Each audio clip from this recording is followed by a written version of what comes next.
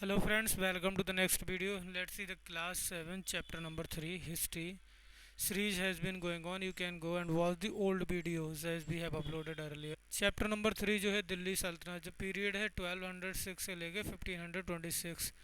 दिल्ली यानी first became the capital of kingdom under the Tomara Rajput. आप पूछ मतलब ये क्वेश्चन आप दिमाग में रखें अपने कि जो फर्स्ट टाइम जब दिल्ली को कैपिटल बनाया था वो तोमारा राजपूत के अंदर बनाया था. हु वर डिफीटेड वो अब चौहान जो थे also known as the Chahamanas of Ajmer उन्होंने उन्हें डिफीट कर दिया था किसे तोमारा को. ठीक.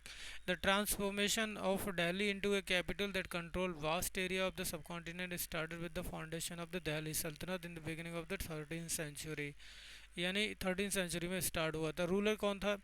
दिल्ली रूलर जो दिल्ली के थे तोमार कौन सी इंट्री जो अर्ली 12th सेंचुरी से लेके 1165 में आपको मिलेंगे जो तोमार्स थे. चौहान 1165 से लेके 1192 तक और 1175 से लेके पृथ्वीराज चौहान का जो पीरियड था 1192 तक रहता है. स्लेव डायनेस्टी 1200 मतलब 6 से लेकर 1290. खिलजी डायनेस्टी 1290 से 1320. तुगलक 20 से लेके 1414. ओके सही है. जो 1414 से लेके 1451.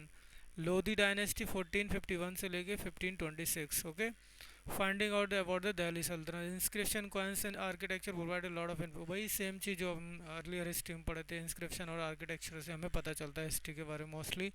Further valuable source like historians तारीख यानी सिंगुलर और तारीख मतलब प्लूरल जो वर्ड हैं उनके लिए बताएं. पर्सिया मतलब पर्शियन वर्ड में द लैंग्वेज ऑफ एडमिनिस्ट्रेशन अंदर दी पूछा जा सकता है जो लैंग्वेज थी कैसी थी तो आप बोल सकते हैं पर्शियन लैंग्वेज थी डाली. द ऑथर ऑफ द तारीख वर लर्नड मैन यानी मर्न और जो इस secretariat administration points courtiers who worth recounted events and advised rulers on governance emphasize थी. इनका क्या काम था? बस ये रूलर को मतलब जो गवर्नेंस से रिलेटेड है उसके लिए एडवाइस करते थे और एम्फेसाइज करते थे इम्पोर्टेंस ऑफ जस्ट रूल यानी जस्टिस हो. From garrison town to empire. In the early 13th century, the control of the Delhi Sultanate rarely went beyond the heavily fortified towns occupied by the garrisons. मतलब ऐसा था कि पहले जो गैरियन से थोड़ा पार्ट मतलब ऑक्युपाइड कर रखा था. तो Delhi's authority was challenged by Mongols यानी मंगोल ने भी दिल्ली की जो अथॉरिटी थी उसे चैलेंज किया था. And Nizam sultan weakness. The expansion of the Delhi sultanate took place under the region of Balban यानी बलवन अलाउद्दीन खिलजी एंड मोहम्मद तुगलक. तो ये चीज़ दिमाग में रखिए. सबसे ज़्यादा जो एक्सपेंशन हुआ वो बलबन अलाउद्दीन खिलजी एंड मोहम्मद तुगलक के टाइम में हुआ था. एडमिनिस्ट्रेशन के वहाँ का and consolidation to have reliable governors of the early Delhi sultanate specially Iltutmish favoured their special slaves purchase for the military service called bandagan. यानी जो स्लेब थे उनके लिए परचेज किया था वो मिलिट्री सर्विस के लिए तो उससे हम क्या बोलते थे वंदगन. ओके. इन पर्सिया किसके अंडर? तो आप ये दिमाग में रखिए इल्तुतमिश के अंदर. The Khilji and the Tughlaq continue to use the bandagan and also raised people of humble birth who were their client to high positions like a governor and general. ठीक. The Khilji and Tughlaqs appointed military commander as a governor of territory of varying size मतलब size के हिसाब से वो administration जो military वगैरह commander थे वो अपॉइंट करते थे. These lands were called iqta and their holders were called muqti. Muqti और इक्तदार मतलब जो इक्ता लैंड थी उसके जो होल्डर थे उसे हम मुक्ति और इक्तदार बोलते हैं. ठीक. The duty of muqtis was to lead the military campaign and maintain law and order in the क्या काम था उसका आपसे पूछा जा सकता है.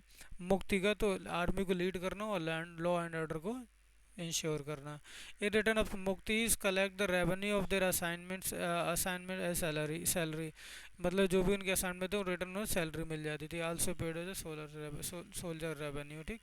Under the Alauddin Khilji and Mohammad Tughlaq accountants were appointed हो यानी मतलब जो अमाउंट कलेक्टेड बाई मुक्तदीज उनके लिए चेक करने के लिए अकाउंटेंट्स का अपॉइंटमेंट हुआ था. ठीक. एज दिल्ली सल्तनत broad in hinterland and cities under their control forced the summons and rich landlords to accept their authority.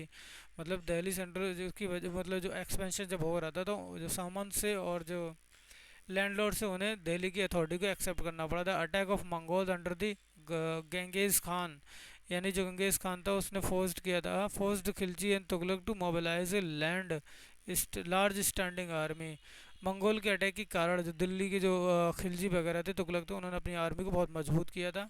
The sultanates in 15th and 16th century, the Tughlaq and Sayyid and Lodi dynasty ruled from the Delhi to Agra until 1526, यानी दिल्ली से लेके आगरा तक इनका rule था. Why then Jaunpur, Bengal, Malwa, Gujarat, Rajasthan, entire South India had the independent ruler who had established flourishing states and prosperous. यानी north India में तो नहीं का किंगडम था, लेकिन साउथ इंडिया में वो इंडिपेंडेंट रूलर थे वहाँ के. New ruling dynasties like Afghans and Rajputa also Rajput also arouse during, इनके टाइम में राजपूत और अफगान रूलर का भी मतलब राइज हुआ था.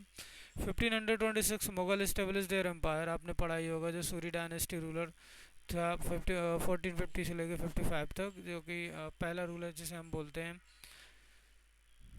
बाबर ने जो अटैक किया था, यहीं से देखा जा सकता है. जो मोस्ट इंपोर्टेंट रूलर था अकबर, आप देख सकते हैं. थैंक यू फॉर वॉचिंग और video. Please follow us for new